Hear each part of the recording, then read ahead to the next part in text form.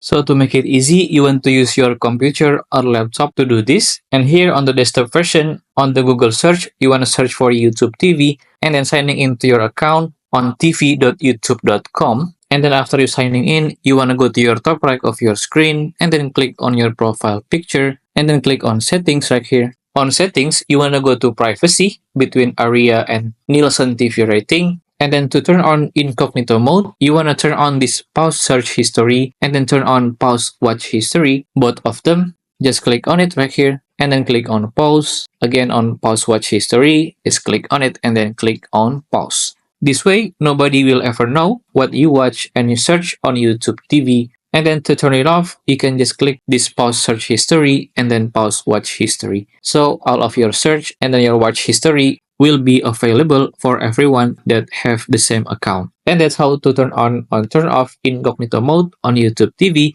If you find this video useful, please consider like and subscribe.